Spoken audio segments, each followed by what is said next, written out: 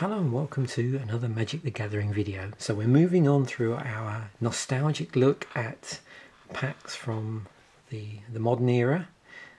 Previously we went through the original Ravnica block, and the next block is Time Spiral, but in between those two blocks we have Coldsnap. So I'm going to explain a little bit about the circumstances around this set and the reason why effectively they're breaking the block pattern.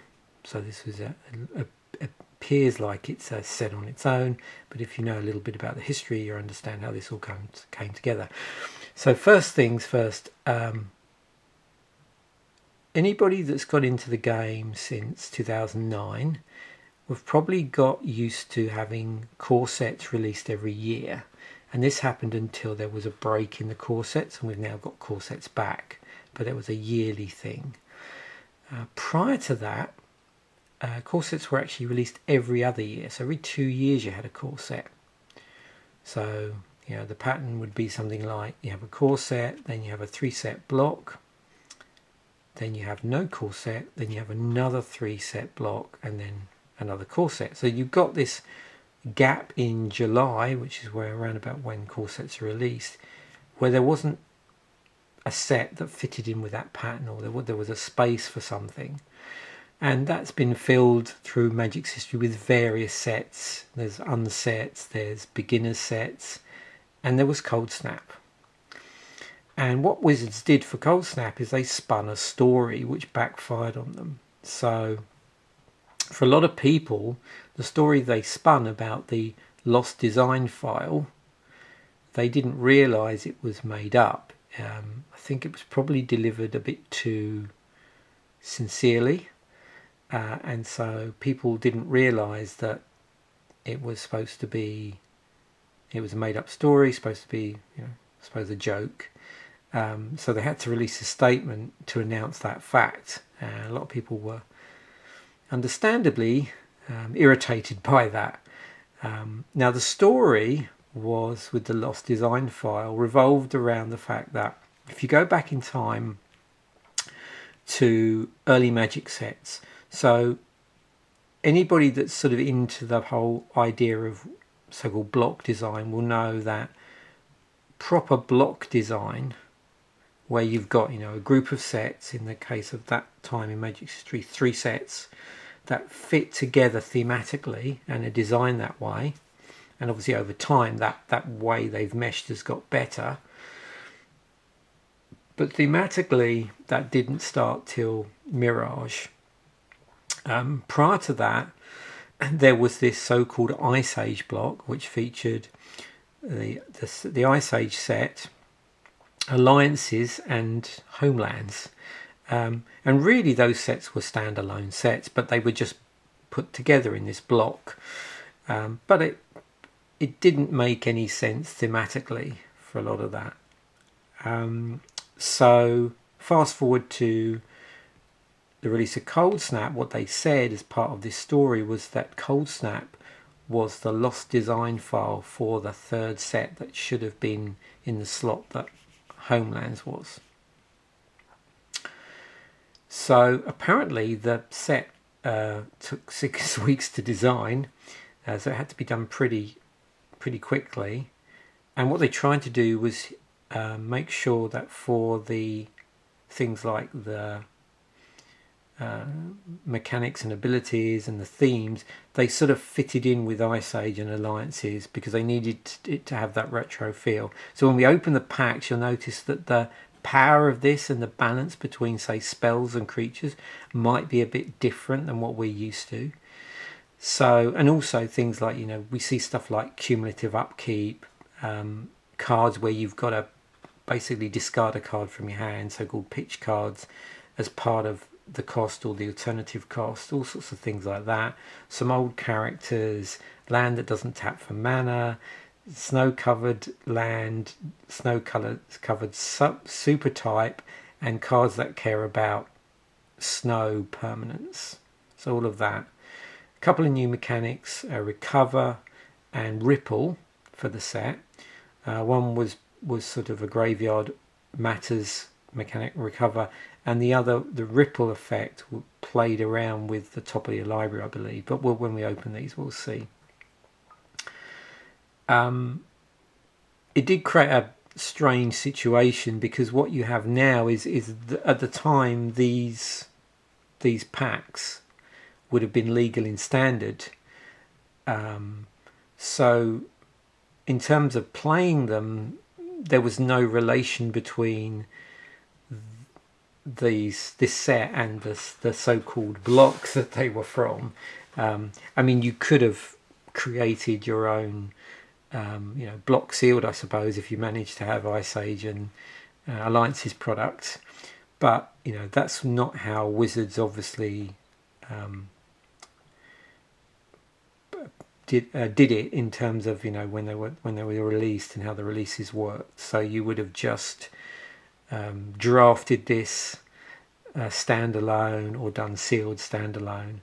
The interesting thing, though, if anybody's ever seen me open the theme decks from that period, so they did something interesting. Is what they did was they took reprints from Ice Age and Alliance's actual cards and redid them in the new card frame. Gave them specific collector's numbers, fiddled a little bit around with the expansion symbol to make it more modern in terms of the colouring.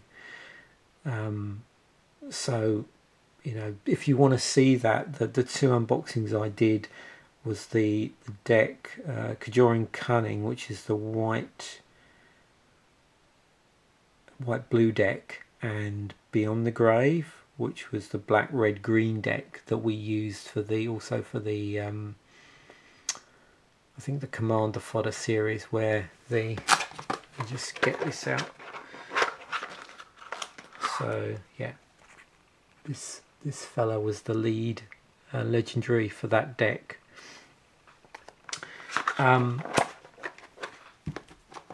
So yeah, definitely watch those videos if you want to see what I mean in terms of they did print or reprint some cards in the modern card frames that were from Ice Age and Alliances, but that was the only place that those cards appeared. They didn't appear in the packs. That's my point. So all of the stuff in here is 100% Coldsnap, and it'd be interesting to see with the 15 card packs whether we get land in here. I think we do, but we'll see.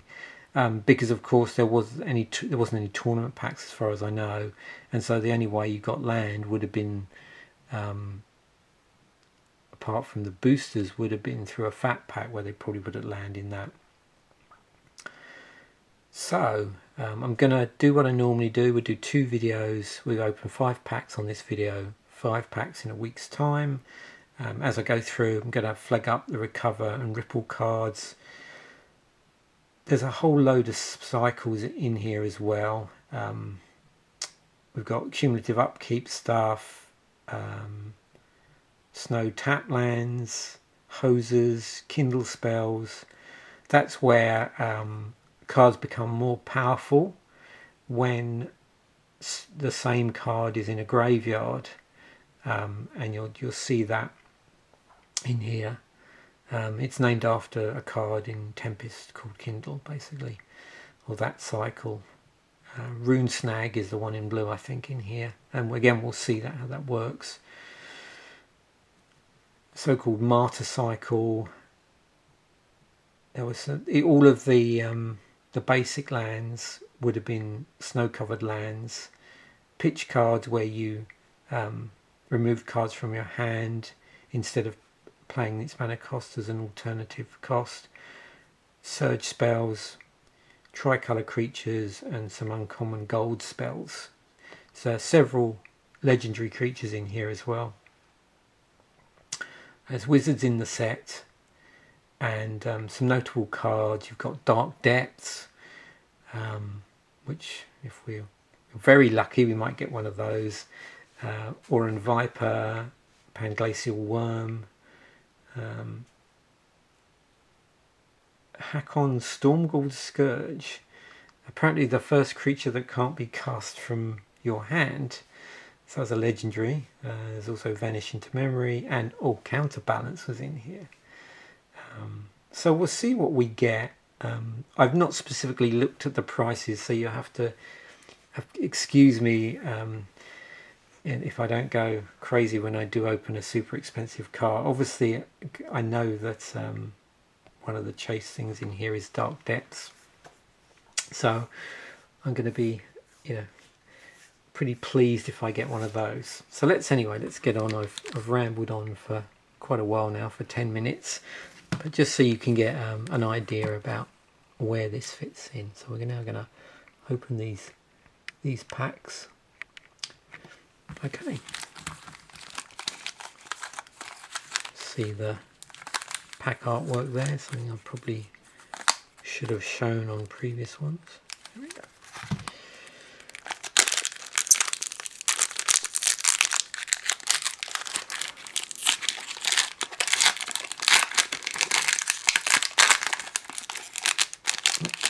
I see a snow symbol already. Zoom this in a little bit more. Okay. So moving through, firstly our commons, we have Boreal Griffin. So just to point out here, you can see here there's an activated ability with a snow symbol. So it's got Boreal Griffin gains first strike until end of turn, and then you've got the reminder text here for that symbol. So the snow symbol can be played with 1 mana from a snow permanent, so any snow permanent that generates mana regardless of the colour will be used to activate that. Oh look, here's a ripple effect, and also one of the surging cards. So Surging Ether, 3 and a blue with ripple 4. When you play this spell, you may reveal the top 4 cards of your library. You may play any revealed cards with the same name as this spell without paying their mana cost. Put the rest on the bottom of your library. Return target permanent to its owner's hand. Zombie Musher, another card with an activated ability that you can use mana from a snow permanent. Orcish Blood Painter.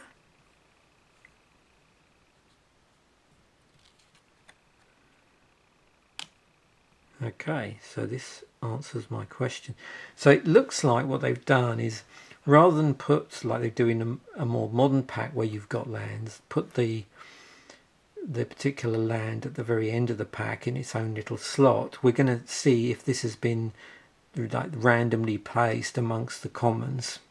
So maybe you get more than one basic snow land in a pack, but we'll see as we start to open these.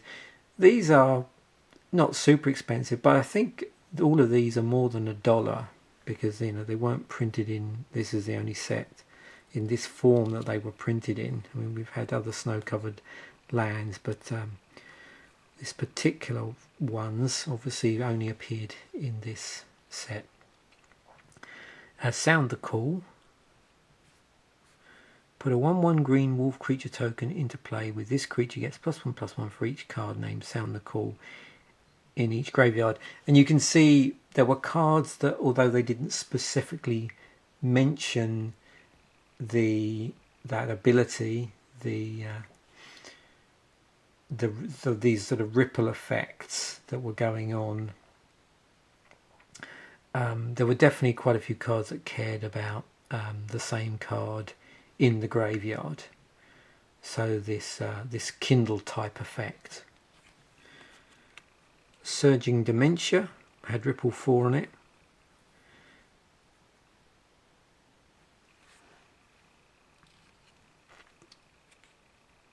Carplusan Wolverine.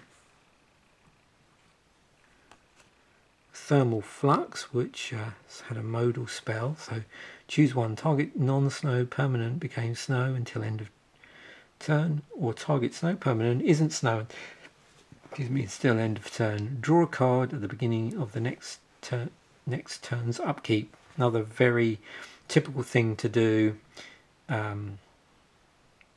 sort of, I think they call them cantrip on cards that had a retro feel that hark back. Oh, is it? We've got a Ronom Unicorn. 1 and a white, 2/2, sacrifice random unicorn, destroy target enchantment. Frostweb Spider.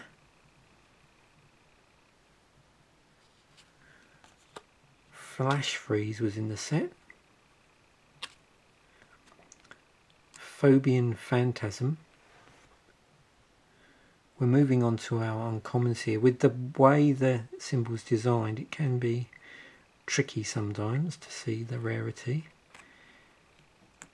We have a sort of snow jewel land here, snowland jewel land. These come into play tapped, so nothing particularly special about them. They come into play tapped. When you untap them, tap, add red or green to your mana pool. And here's our rare, Braid of Fire. So 1 and a red enchantment, has cumulative upkeep on it.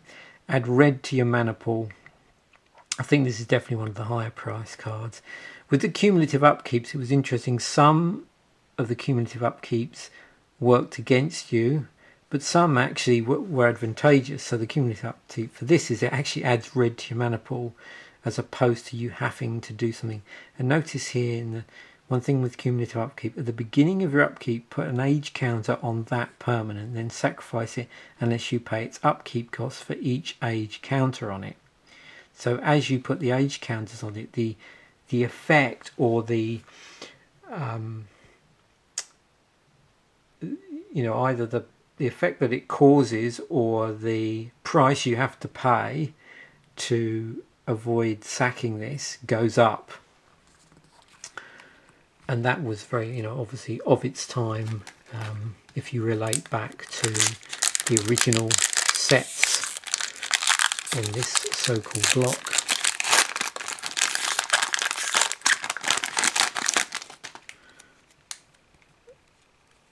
So it's a pretty good rare to kick off with. Boreal Druid. So no surprise to see a Llanowar elf type card here. So single green, 1/1, tap, add colourless mana to your mana pool. Snow Creature Elf Druid. Rime-bound Dead.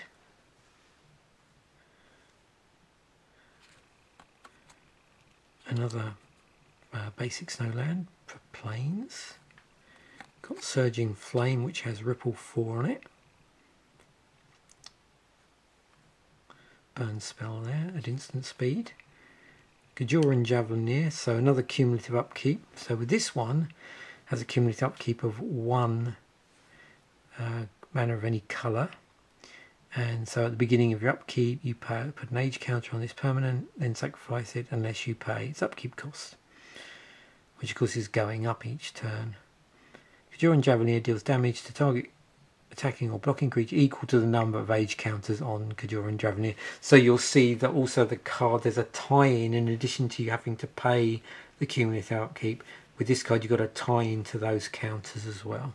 So it's obviously caring about the number of counters on there in terms of doing damage. Gutless Ghoul. Grim Harvest. So recover on this one. So you return a target creature hand from your graveyard to your hand and recover 2 and a black. When a creature is put into your graveyard from play, you may pay 2 and a black. If you do, return this card from your graveyard to your hand. Otherwise, remove this card from your game. So this can get quite involved, because what you're basically doing is every time a creature goes into your graveyard, in order to play this card from your graveyard, you'd have to have enough mana to do that. If you don't, of course, the card in the graveyard, this card, gets removed from the game, gets exiled. So this set, you had to really think a lot about your mana resources, I think. We've got Rite of Flame. So another card that cares about the number of cards that you have in your graveyard. So single red, sorcery, add 2 red to your mana pool, then add red to your mana pool for each card named Rite of Flame in each graveyard. So the more copies you play of this, as you go through the game, it gets better as you play them. And notice it also in each graveyard. So if your opponent's playing this as well, when you play yours, if they've already played theirs, then you get the advantages. Martyr of Frost, Kajuran Warcry,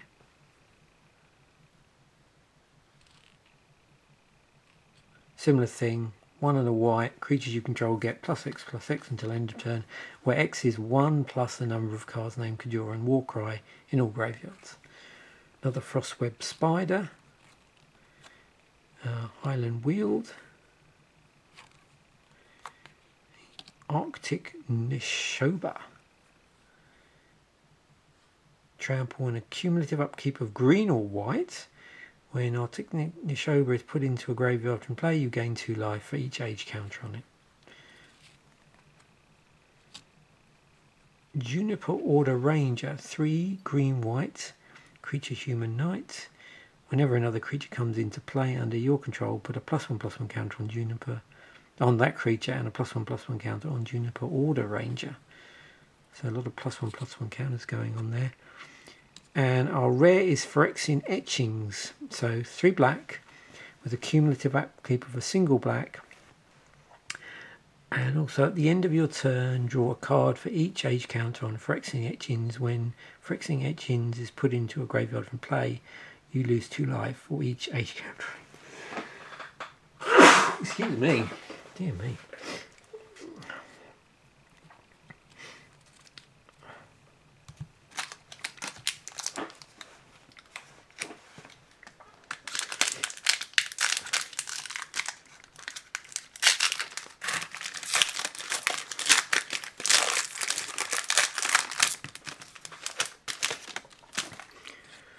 Pack number 3 of 5. So we have another Gutless Ghoul and a Ronom Hulk, a snow-covered island, a Getted Shackles with a activated ability on there that you can pay with. You pay with a snow permanent. Oops. Oran Yeti, Krovikan Mist, I think that is. Cares about other illusions. Kajuran Warcry, Bull Aurochs, Martyr of Ashes, Martyr of Bones. Remember I said there was a cycle of martyrs. So let's just compare and contrast these. So both are a single casting cost of the relevant mana. So Martyr of Ashes single red, Martyr of Bones single black. They're both 1/1s. For the Martyr of Ashes, pay 2, reveal X red cards from your hand, sacrifice Martyr of Ashes. Martyr of Ashes deals X damage to each creature without flying. And for the Martyr of Bones, 1 for the activated ability, reveal X cards from your hand, sacrifice Martyr of Bones, move up to X target cards in a single graveyard from the game. Luminescence, or Luminous I think that is. We've got an Arctic Flats, which is the tap land, the snow land for green or white. Grovican Rot, with recover 1 and 2 black. Carplusan Minotaur. That's our rare. So 2 and 2 red, creature Minotaur Warrior. It's a 3/3. Has cumulative upkeep. Flip a coin. Whenever you win a coin flip, Carplusan Minotaur deals 1 damage to target creature or player. Whenever you lose a coin flip, Carplusan Minotaur deals 1 damage to target creature or player of an opponent's choice. And we have a snow-covered plains in foil. Very nice. So I'm just going to have a quick sip of my drink.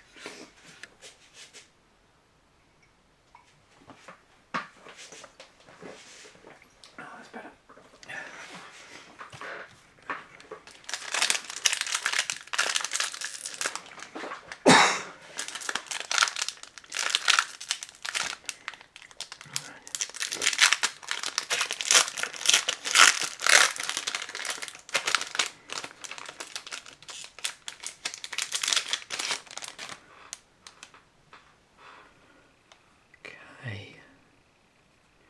Snow-covered plains. Sound the Call. Put a 1/1 green wolf creature token into play with this creature, gets +1/+1 for each card named Sound the Call in each graveyard. Surging Sentinels, which has Ripple 4 on it. Disciple of Tevesh Zat. Frost Raptor. It's a snow-covered forest. Pretty cool artwork on there.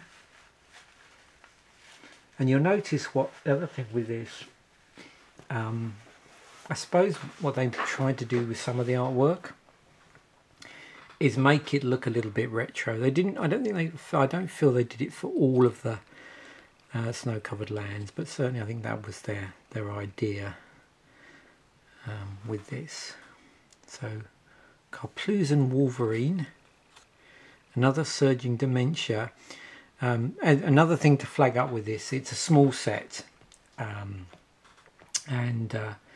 so we've got 155 cards in the set, 40 rares, 55 uncommons and 60 commons. For anybody who's ever had to draft this, and I actually drafted this online when they did that year of modern drafts,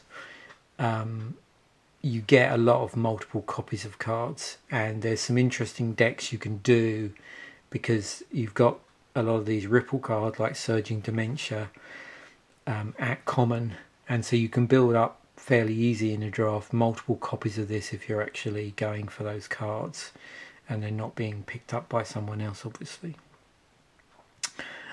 So yeah, that's one thing if anybody has ever drafted a small set, that happens a lot. Now, of course, most sets are part of a block, so in normal circumstances you're not drafting the small set standalone. But if you are, it's pretty interesting to draft small sets. Has a different feel to it. Thermal Flux. Another Ronom Unicorn. Another Frostweb Spider. Another Lumines. Krovikan Whispers. So this is another cumulative upkeep card. You enchant the creature. Cumulative upkeep, blue or black. You control enchanted creature. When Krovikan Whispers is put into a graveyard and play, you lose 2 life for each age counter on it. Stressorhorn Knight.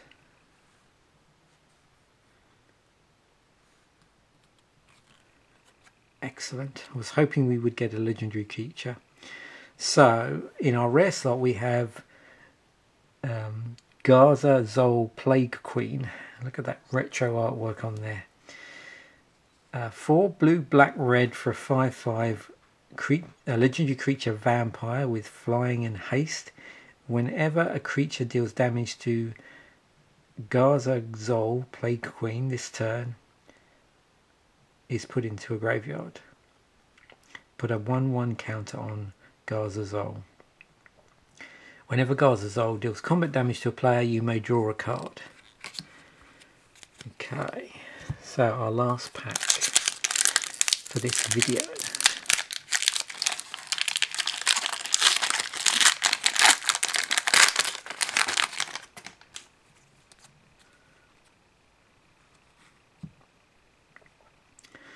Boreal Centaur. Surging Flame. We have a snow-covered swamp.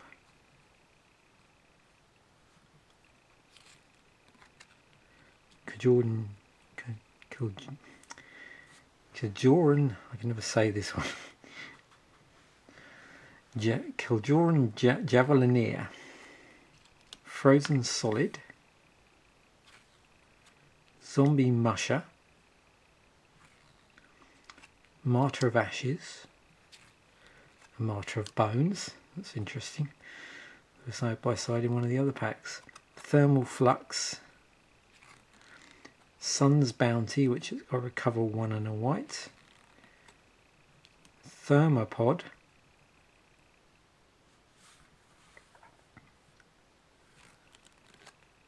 Vanish into Memory. We have a Tressorhorn Sinks. Oh my. So yeah, actually I didn't mention that Counterbalance was at uncommon. So if you're opening packs of these, obviously your chances of opening them are not too shabby if you open a few, as much as it would be if they were at rare. So 2 blue, Enchantment. Whenever an opponent plays a spell, you may reveal the top card of your library. If you do, counter that spell if it has the same converted mana cost as the revealed card. So I think I actually played this when I drafted, just to be annoying. I don't think my deck was particularly drafted around this card, but at some point in the draft I think I put this in. Oh, and another rare, another legendary. So Levisia Cold Eyes, 3 and 2 red. This was actually, I think, they put this in a dual deck at one point.